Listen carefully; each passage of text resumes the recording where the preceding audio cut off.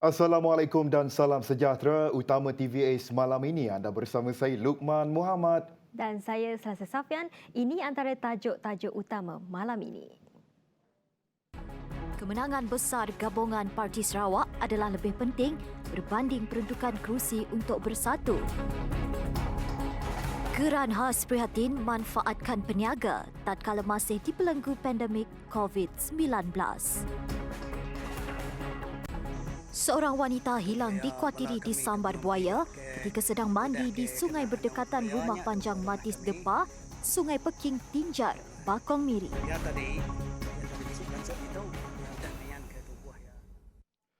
Mementingkan kemenangan besar buat gabungan Parti Sarawak GPS sebagai rakan Perikatan Nasional PN dalam pilihan raya negeri PRN akan datang adalah lebih penting daripada soal pembahagian kerusi. Perdana Menteri Tan Sri Muhyiddin Yassin berkata, apapun keputusan dalam parti itu adalah usaha untuk memperjuangkan fahaman yang sama dan lebih penting adalah untuk mendapatkan sokongan padu daripada para pengundi supaya kerajaan negeri dapat dibentuk semula dan serta lebih banyak kerusi dapat dimenangi. Kerusi kalau boleh landslide victory kalau boleh. Dan saya jangka mungkin disebabkan oleh usaha yang telah dibuat oleh Yang Amat Berhormat dan juga pimpinan dalam Kabinet Negeri dan juga rakan-rakan dalam GPS yang telah bekerja kuat. Apapun situasi, kita yang ada di Sarawak ini daripada Parti Bersatu dan PAS dan Perikatan Nasional will give all our fullest support. Itu yang penting. Tidak ada perpecahan. Kerjasama ada kursi, tak ada kursi, itu soal kedua. Yang penting kita nak tentukan kemenangan besar pimpinan GPS yang ada di negeri Sarawak ini. Beliau berkata demikian selepas mengadakan lawatan kerja di Hospital Umum Sarawak bagi melihat sendiri projek naik taraf hospital berkenaan. Sementara itu, mengenai cadangan untuk menambah bekalan vaksin di Sarawak, Muhyiddin berkata perkara itu akan dibincangkan kerana ia adalah satu keperluan. Ia juga akan disegerakan terutama kepada kumpulan-kumpulan yang terkesan khususnya di kawasan zon merah.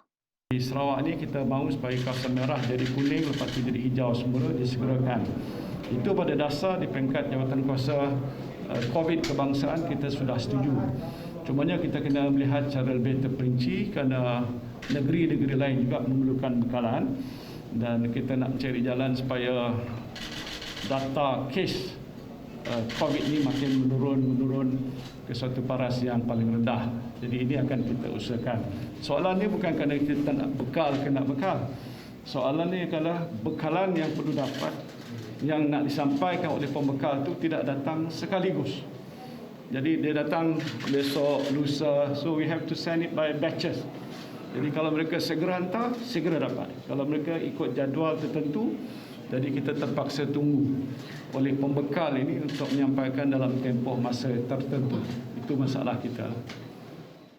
Muhyiddin dan isteri Puan Sri Noraini Abdul Rahman mengakhiri lawatan kerja rasmi selama 2 hari di Sarawak dan selamat berangkat pulang ke Kuala Lumpur menaiki pesawat khas pada jam 5.15 petang.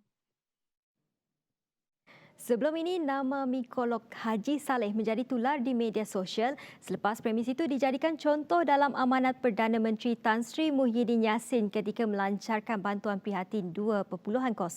Siapa sangka tanggal 2 April 2021 menjadi hari bersejarah apabila beliau bersama isteri Puan Sri Noraini Abdul Rahman meluangkan masa untuk bersarapan pagi di kafe tersebut. Ini sudah tentu merupakan satu kegembiraan buat pengusaha mikolog tersebut, Saleh Redwan serta seisi keluarganya. Of course, kami semua berasa berbesar hati dan bersyukurlah sebabnya dah dapat mengunjungi kedai kami lah. Sebab plannya daripada last year memang nak datang tapi sebab kes COVID meningkat apa semua, so plannya semua di cancel, dah postpone. And then alhamdulillah masa tahun tu dia sempat nak datang lah lepas dah dapat vaksin apa semua. Of course tapi still mengikut SOP apa semua lah. Kami orang menang berasa bersyukurlah dia dapat datang mengunjungi kedai kami orang lah. Dalam pada itu, Borhan juga meletakkan harapan agar perniagaan turun-temurun daripada ayahandanya itu akan lebih kukuh selepas menerima kunjungan daripada pemimpin negara ini. Contoh kedua pula ialah restoran Mi Kolok Haji Saleh. Ini sedap Mi Kolok ni di Kuching, Sarawak. dari hujahan menjadi kenyataan. Itulah yang dapat digambarkan di restoran Sepinang Sari Satok ataupun lebih dikenali dengan hidangan istimewanya iaitu mi sapi atau mi kolok Haji Saleh. Apabila Perdana Menteri kita Tan Sri Muhyiddin Yassin telah hadir pada pagi tadi untuk menikmati dan merasai sendiri keenakan mi kolok di sini. Laporan Nur Sahida bersama juru kamera Nasrullah untuk TVS. Geran ini banyak manfaatnya kepada kami. Itulah ungkapan daripada para peniaga di Medan Niaga Satok selepas menerima geran yang sedikit sebanyak membantu mereka untuk meneruskan perniagaan tak kala pandemik COVID-19. Antara geran yang diterima mereka termasuklah geran khas prihatin GKP yang disalurkan khusus kepada perusahaan mikro serta perusahaan kecil dan sederhana PKS yang layak. Pemberian geran ini bertujuan untuk membantu kelangsungan perniagaan khususnya kepada PKS tempatan selain memulihkan serta merancakkan kembali industri berkenaan. Boleh lah, sedikit sebanyak boleh membantu sikit. Alhamdulillah lah, kita dapat cover balik lah. Kita dapat beli apa keperluan kita kat kedai ni. Alhamdulillah lah. Ya, pakai memang modal lah. Pakai modal balik, macam kita ngeluar sikit, kita modal sikit, sikit lah. Sebab kita tidak selalunya untung. Ada masanya kita rugi. Rugilah kita nampung. Untung ada tipis lah. Bagi Muhammad Fadli Aren, seorang pengusaha produk tempatan Sarawak, perniagaannya sangat terkesan selepas Perintah Kawalan Pergerakan PKP dilaksanakan, susulan aktiviti merentas daerah dan negeri adalah tidak dibenarkan. Namun dengan adanya geran ini, kini beliau sedang berusaha untuk menaikkan semula perniagaannya yang mengusahakan barangan tempatan seperti kek lapis Sarawak. Memang berbeza, yang jauh beza dengan sebelum Covid. Dengan semasa Covid memang jauh beza lah. Tambah lagi terkesan dengan sebab kita orang kat sini kan berharap dengan kedatangan pelancong. Bila flight limited memang terkesan lah. Bantuan boleh memang banyak membantu untuk meneruskan perniagaan dari segi pusingan modal, sebab setelah jualan terjejas sejak PKP, sejak COVID-19. Semua peniaga di Medan Niaga Satok menikmati bantuan yang disediakan melalui pakej-pakej tersebut sama ada secara langsung atau tidak langsung. Terdahulu, Perdana Menteri meninjau operasi peniaga kecil di Medan Niaga Satok yang merupakan antara kompleks perniagaan terbesar untuk usahawan kecil di Malaysia. Medan Niaga Satok dirasmikan oleh Muhyiddin pada 28 Januari 2013 sewaktu beliau menjadi Timbalan Perdana Menteri dan merupakan projek usaha sama antara Kerajaan Sarawak dan Lembaga Pemasaran Persekutuan Fama. Perdana Menteri kita sangat ramah serta prihatin dengan rakyat. Itu antara ungkapan penerima sumbangan oleh Perdana Menteri Tan Sri Muhyiddin Yassin pada kunjungan ziarah kasihnya di Kampung Sindang, Kota Samarahan. Besar. Pendek kata orang nak datang niru, saya tadahkan. Anak kecil lepas tangan niru kita tadahkan. Dia beri bantuan kita dan semangat kita, jaga kita, beri apa nama tu?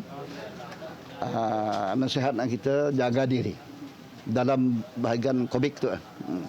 Perdana Menteri kita ini berjiwa perhatian rakyat. Dia sentiasa menolong, tidak memilih bangsa. Cina ke, Dayak ke, Melayu ke, apakah, agama ke, tidak milih. Dia sangat-sangat perhatian kepada kita. Jadi baru saya berjumpalah pemimpin negara dan pemimpin negeri datang Kampung Sindang, berjiwa rakyat betul-betul. Berjiwa rakyat betul-betul. Kalau si jiwa rakyat betul-betul, dia si akan berjumpa dengan rakyat miskin. Si terasa, si wasan. Sebab saya tu saya ada perin macam sama saya. Itulah saya tadi saya dah madah. Saya rasa bangga.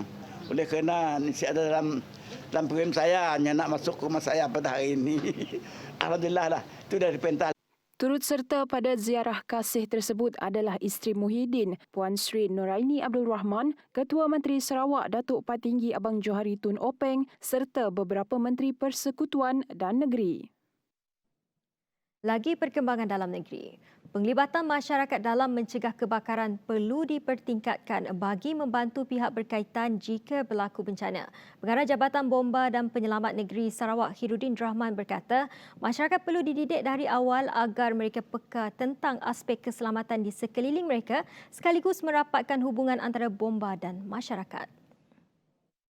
Dan saya minta Ketua Balai yang sekarang ini banyak buat engagement dengan masyarakat di sana. Mana panggil orang kampung datang ke balai, belajar tentang penggunaan alat api. Pada balai, saya tidak mau balai tu sunyi lah. Kalau nak setakat tunggu api, memang jarang berlaku kan. Betul. Tapi kalau boleh kita buat pendekatan 3P. Precaution, Prevention and Protection. Maknanya pendekatannya berlain sikit daripada balai-balai lain. Sebab balai pendalaman ni, kalau kita tengok statistiknya, kebakaran mungkin dalam setahun 2 kali berlaku kan.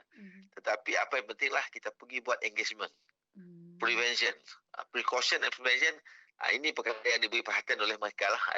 Masyarakat juga tidak boleh terlalu bergantung kepada anggota keselamatan semata-mata seperti bomba atau pihak berkaitan, namun sebaliknya perlu cepat bertindak jika berlakunya bencana. Mengulas lebih lanjut, Khairuddin berkata, dengan pembukaan balai bomba di Belaga, ia akan memberi peluang dan ruang kepada belia di kawasan berkenaan untuk menjadi pegawai bantuan bomba. Kita pun setuju semalam dengan pandangan pejabat daerah supaya setiap orang panjang di kawasan tersebut mencalonkan anak-anak mereka lah. Kita buat pemilihan lah. Kita akan pilih ikut dari segi keupayan fizikal dan juga panca indera lah untuk anggota bawa bantuan lah. Sementara dia menunggu kerja ke student yang bawa habis SPM yang layak 18 hingga 65 lah. Dalam pada itu, Ahli Dewan Undangan Negeri Belaga Datuk Liwan Lagang menzahirkan terima kasihnya kepada Kerajaan Sarawak dalam mengutamakan keselamatan, nyawa dan kebajikan rakyat sehingga sebuah balai bomba akhirnya terbina di Belaga.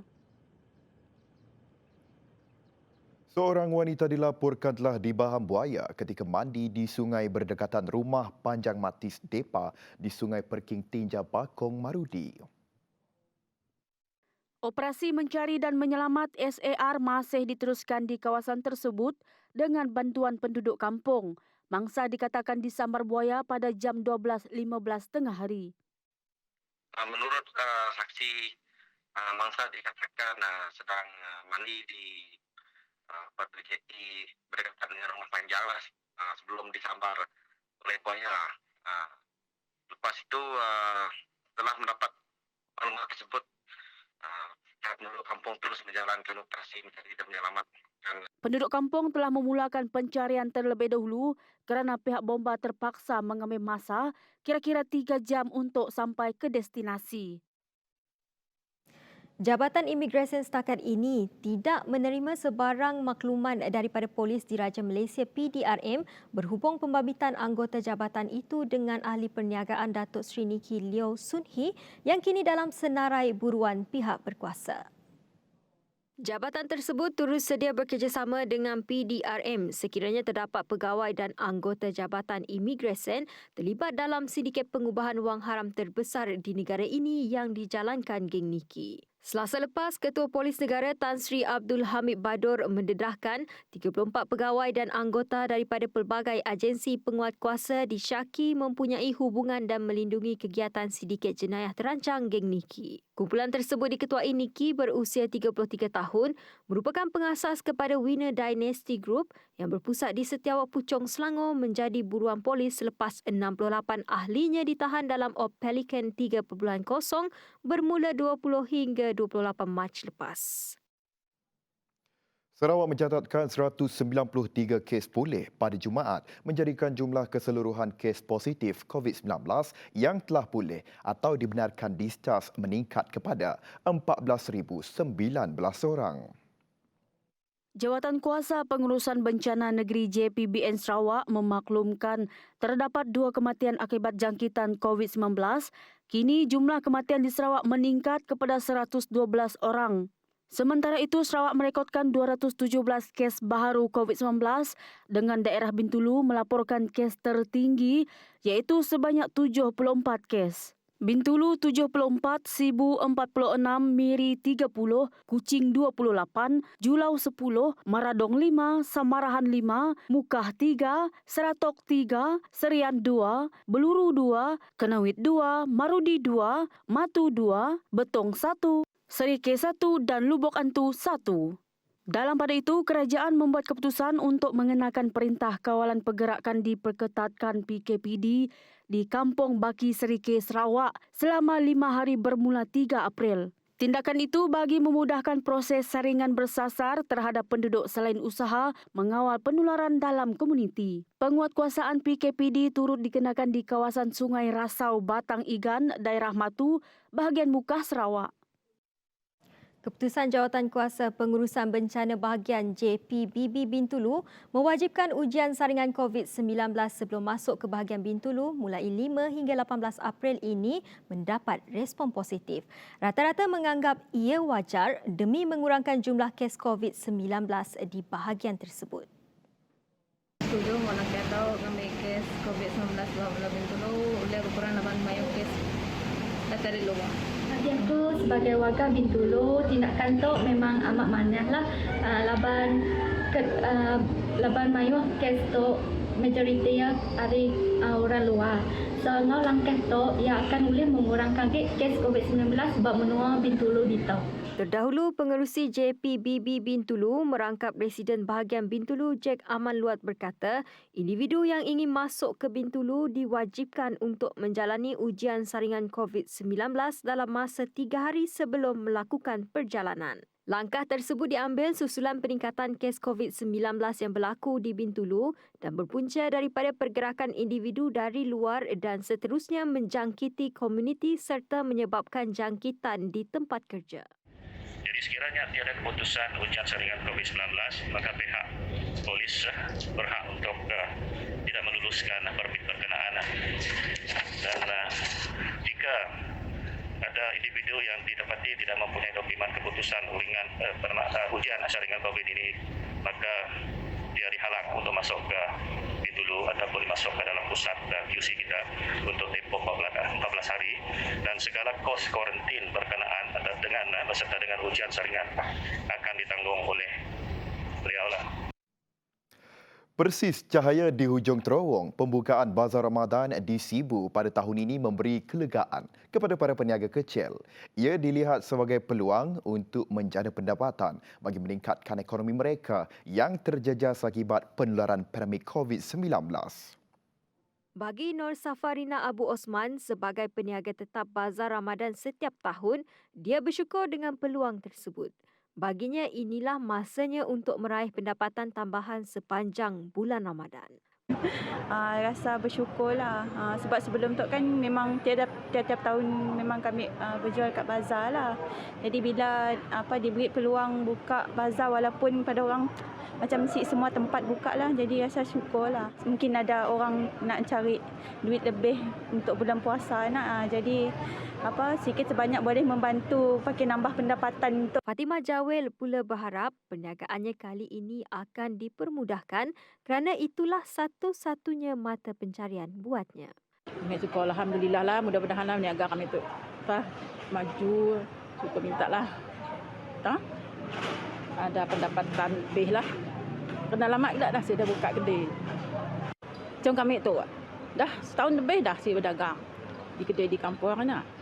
Susahlah mencari makan tempat saya ada kerja lain. Harap meniaga. Bagi pengerusi Jawatankuasa Penjaja-Penjaja Bergerai Sibu Hussein Salim, sudah tentu kebenaran berniaga di Bazar Ramadan pada tahun ini merupakan peluang bagi peniaga untuk mendapatkan pendapatan tambahan menjelang sambutan Hari Raya Aidilfitri. Klinik tu bila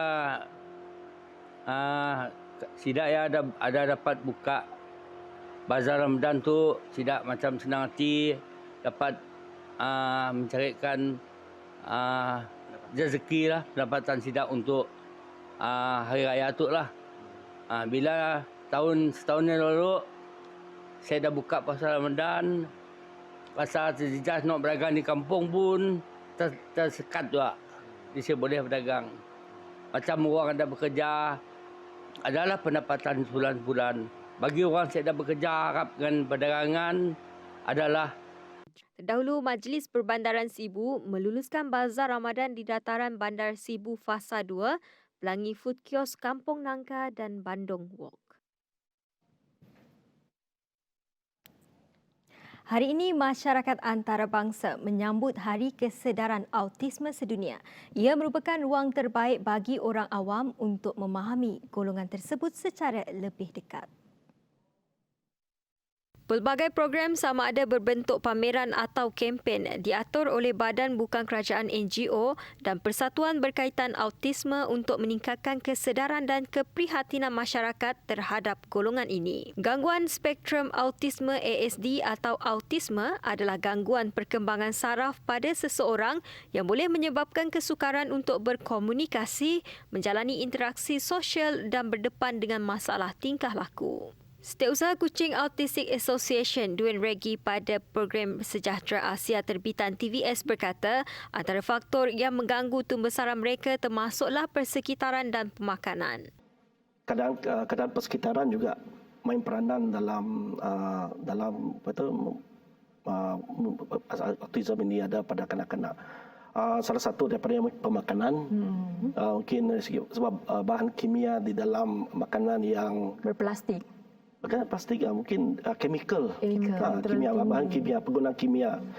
Untuk anak saya cuba makanan yang lebih berunsur organik.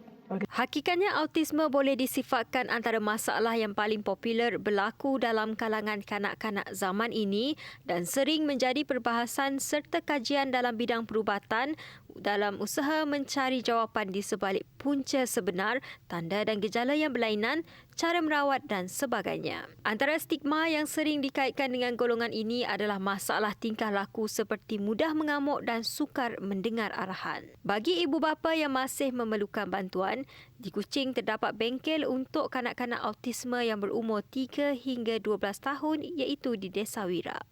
Occupational therapy dia. Pemulihan dari segi pergerakan.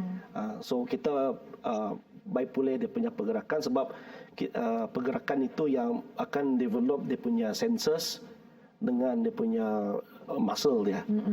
Muscle development supaya dia lebih serasi. Seperti saya kata lebih awal lagi. Pengimarahan masjid dan surau semasa bulan Ramadan tahun ini memberi sedikit sinar kepada masyarakat Islam di Sarawak meskipun terdapat beberapa aktiviti yang masih tidak dibenarkan. Majlis Islam Sarawak dalam satu kenyataan memaklumkan garis panduan ini adalah bagi kawasan Perintah Kawalan Pergerakan Pemulihan atau Perintah Kawalan Pergerakan Bersyarat.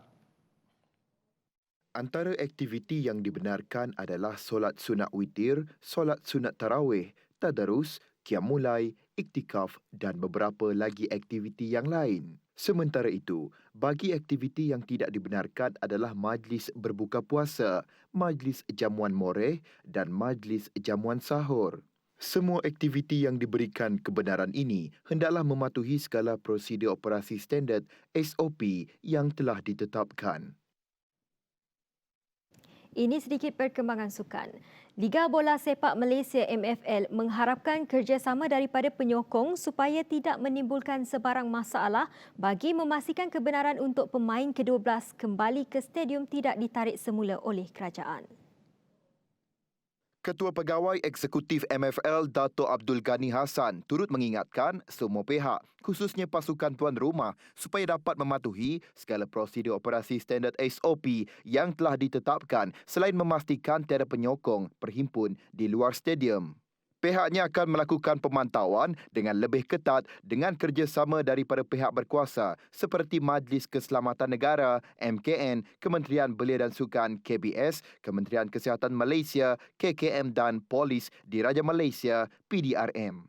Ini adalah kali pertama penyokong dibenarkan kembali ke stadium selepas hampir setahun kancah bola sepak tempatan terpaksa berlangsung dalam gelanggang kosong. Sebelum mengakhiri utama TVS malam ini, saksikan sedikit bingkisan mengenai Bollywood Sky Flyer di Dubai dengan ketinggian 140 meter yang dinobatkan sebagai buaian gantung tertinggi di dunia. Baik, saya Luqman Muhammad. Dan saya Selesa Safian.